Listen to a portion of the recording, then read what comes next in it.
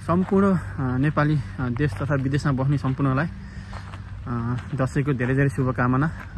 जहाँ हुनुहुन्छ त्यहाँ खुसी रहनुहोस्, सुखी रहनुहोस्, स्वस्थ रहनुहोस्, व्यस्त रहनुहोस्।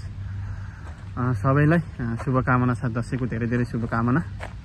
अनि अर्को कुरा चाहिँ यो दसैँको शुभकामना सहित जिन्दगीमा चाहिँ नेपालको भ्रष्टाचारी नेता जस्तो चाहिँ बन्न नपरोस्, भ्रष्टाचार गरेर चाहिँ कमाउन नपरोस्।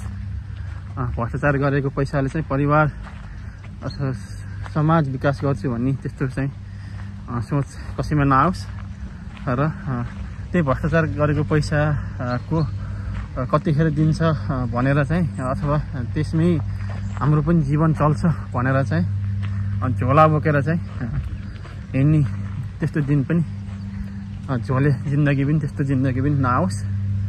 सम्पूर्णलाई चाहिँ फेरि पनि दसैँको धेरै धेरै शुभकामना।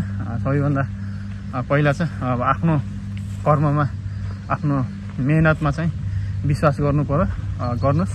त्यसै मेहनतको फललाई नै आफ्नो मेहनत आफ्नो आम्दानी बनाउनुहोस् र त्यसले नै तपाईँको भविष्य सुधार गर्न सक्नुहुन्छ, तपाईँको फ्यामिली सबैलाई चाहिँ सुधार गर्न सक्नुहुन्छ।